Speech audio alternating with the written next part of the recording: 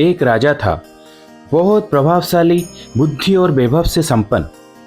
आसपास के राजा भी समय समय पर उससे परामर्श लिया करते थे।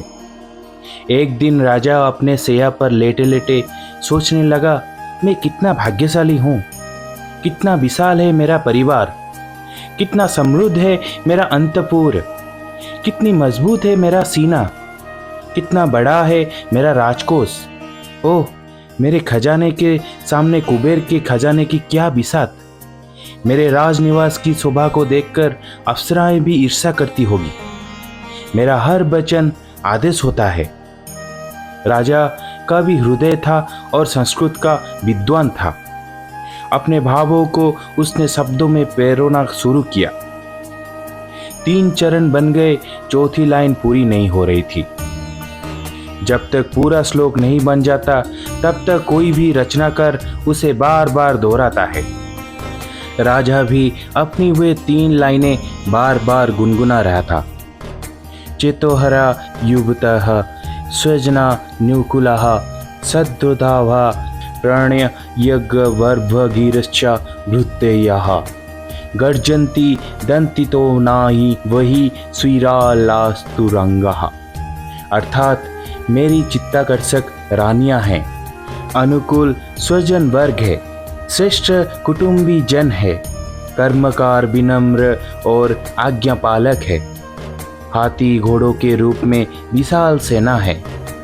लेकिन बार बार गुनगुनाने पर भी चौथा चरण बन नहीं रहा था। संयोग की बात है कि उसी रात एक चोर राजमहल में चोरी करने के लिए आया था। मौका पाकर वो राजा के शयन कक्ष में घुस गया और पलंग के नीचे दुबक कर बैठ गया। चोर भी संस्कृत भाषा की विज्ञ और आंसू कवि था। समस्या पूर्ति का उससे अभ्यास था। राजा द्वारा गुनगुनाए जाते श्लोक के 3 चरण चोर ने सुन लिए। राजा के दिमाग में चौथी लाइन नहीं बन रही थी, ये भी वो जान गया। लेकिन 3 लाइनें सुनकर उसका कवि मन भी उसे पूरा करने के लिए मचलने लगा। वो भूल गया कि वो चोर है और राजा के कक्ष में चोरी करने के लिए घुसा है। अगली बार राजा ने जैसे ही वे 3 लाइनें पूरी की, चोर के मुंह से चौथी लाइन निकल पड़ी। सम्मिलन ने नयनोत्रही किचिंदस्ती, अर्थात राज्य वैभव आदि सब तभी तक है जब तक आंख खुली है। आंख बंद होने के बाद कुछ नहीं है। अंततः किस पर गर्व कर रहे हो? चोर की इस एक पंक्ति ने राजा की आंख खोल दी। उसे सम्यक दृष्टि मिल गई। वो चारों ओर विस्फोरित नेत्रों से देखने लगा।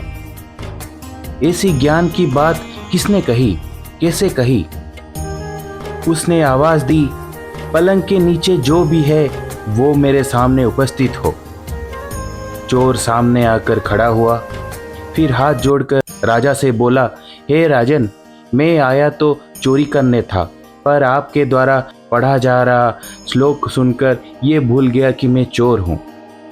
मेरा काव्य प्रेम उमड़ पड़ा और मैं चौथे चरण की पूर्ति करने का दुस्साहस करने बैठा। हे राजन, मैं अपराधी हूँ, मुझे क्षमा कर दो। राजा ने कहा, तुम अपने जीवन में चाहे जो कुछ भी करते हो, इस क्षण तो तुम मेरे गुरु हो। तुमने मुझे जीवन के यथार्थ का परिचय कराया है। आंख बंद होने के बाद कुछ भी नहीं रहता, ये कहकर तुमने मेरा सत्य से साक्षात्कार करवा दिया। गुरु होने के कारण तुम मुझसे जो चाहो मांग सकते हो।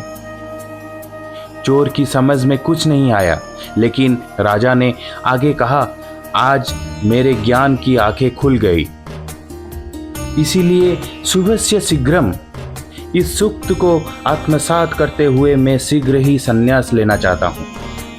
राज्य अब तृण के समान प्रतीत हो रहा है। तुम यदि मेरा राज्य चाहो तो मैं उसे सहर्ष देने के लिए तैयार हूँ।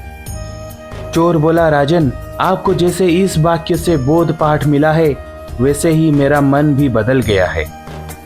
मैं भी संन्यास स्वीकार करना चाहता हूँ। राजा और चोर दोनों संन्यास बन गए। इस कहानी से हम क्या सीखे? कि एक ही पंक्ति ने दोनों को स्पंदित कर दिया। ये है सम्यक दृष्टि का परिणाम।